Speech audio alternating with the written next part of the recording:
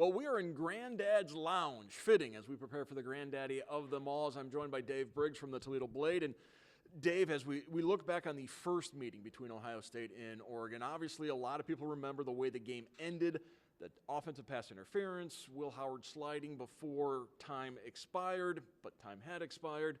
But maybe the reason why Oregon won that game was because of what the Oregon's offensive plays could do, the X plays, the explosive plays, and that could be the X factor in Wednesday's game. Right, yeah, Ohio State's done a good job of kind of tamping those down all year, but that was the one game where their passing game kind of caught them by surprise a little bit. I think Dylan Gabriel, Oregon quarterback, on 4 20-plus yard pass attempts, 4 for 4, 177 yards, 2 touchdowns on that.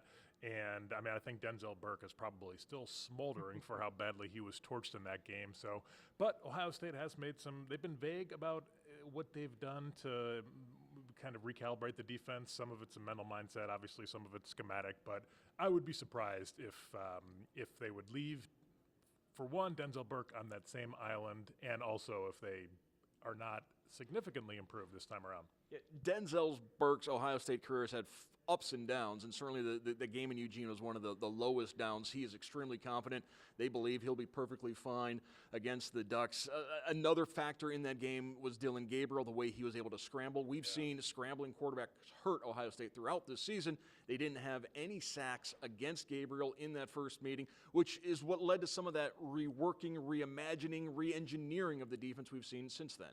Absolutely. It's been more aggressive. And if you look at a common trend in their big game losses over the past couple of years, especially in the Jim Knowles era, it's that they don't get pressure on the quarterback. And we saw it again with the Oregon game. Like you said, no sacks. That cannot be what we see again this time. You have way too much talent on this defensive line. 4 probably high-end draft picks just starting, and depth. So I think that'll be another thing. They'll Just in the 4-man rush, they need to get more pressure, but I think Jim Knowles will dial up some more aggressive looks here. The win over Tennessee was the first time Ohio State had scored 21 points in the first quarter since the game against Western Michigan way back in September. It was the first time they scored on the opening drive of the game since that game against Oregon. We saw them play with emotion, play with an edge against Tennessee, but Ryan Day was quick to point out that execution fuels emotion. Yeah, absolutely. And first quarter, I think the 3 previous games, including the Michigan game, the Northwestern game, Indiana game, had 3 first quarter points total in those 3 games, and then they just come out blazing. Yeah, absolutely. I mean, it's so much of it is about the confidence and the fast start, and just it kind of snowballs from there. So if Ohio State can get rolling early, I mean, that'll be a great sign. Earlier today, Ryan Day and Dan Lanning were asked about some big picture items with college football in the playoff. Understandably, they punted. I think the most common phrase is, we're just focused on this game. We're not necessarily focused on this game. We can look at some of the big picture stuff, and certainly Ohio State and Oregon, when they met 80 days ago, everybody talked about this could be a national championship type game. Right. Now this might be the de facto national championship. Is there an easy solution? Is there a good solution? Is there a workable solution moving forward for the playoffs so we don't have this type of a game as a quarterfinal, make this a championship game or a semifinal? Right, and you know what Dan Lanning wanted to say, and this is the absolute. I've never seen a team get more shafted than we have. But yeah, I mean, maybe Ohio State's been more shafted than Oregon. If you look at the potential path for Ohio State, Oregon out here, then potentially Texas and Dallas, and then Georgia in Atlanta. But again, they got to get past Oregon first. But yeah, both teams with difficult paths. True with Ohio State, but they brought it on themselves with the 2 losses. Oregon did everything right, undefeated, and they have to play maybe the best team in the country in the first round. Then if they beat Ohio State or Oregon, you have to play Texas in Dallas, and then whatever in the national title game. But yeah, I think the pretty easy fix, if we're going to keep the 12-team playoff, would just be eliminate the top 4 conference championships getting the automatic buys. That kind of screws up the bracket downriver, so to speak, or down ballot, and that you have a team that should be 5th or 6th in Ohio State playing in the 8th spot and going up against number 1 in the first round, or in this game. So yeah, I mean, it's kind of silly that Arizona State and Boise State would get buys, and again, you just seed them in order. Just, you have the top 12 teams, and you can throw the group of 5 team in there as well, but just seed them 1 through 12, and that would kind of eliminate all this. Are you content with 12, or would you rather see it go to 16? Because we know it's not going to be scaled back to 8. 16 seems to be a more logical number. Right. I'm content with 12 I mean, I think this year has proven that 8 is plenty. But yeah, we know there's no going back. So I think 12 is fine.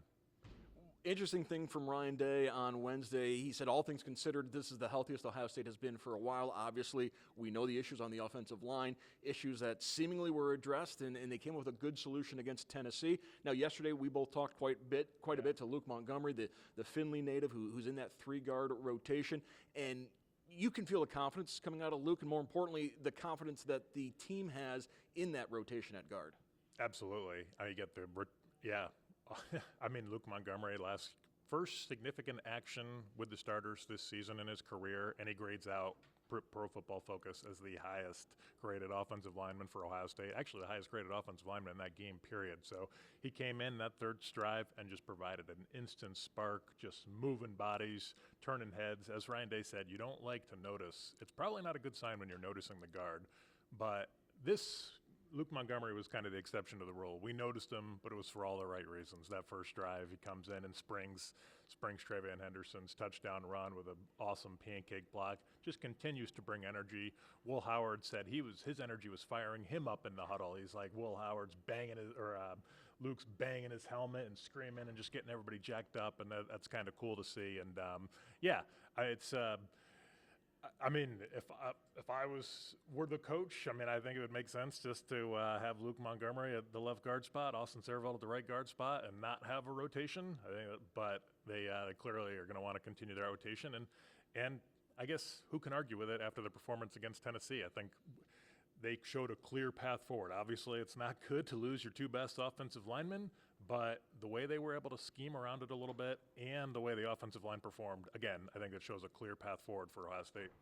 A couple of days ago, LeBron James celebrated his birthday. The Lakers are home. They're taking on the Cavaliers tonight. LeBron, a big Ohio State fan.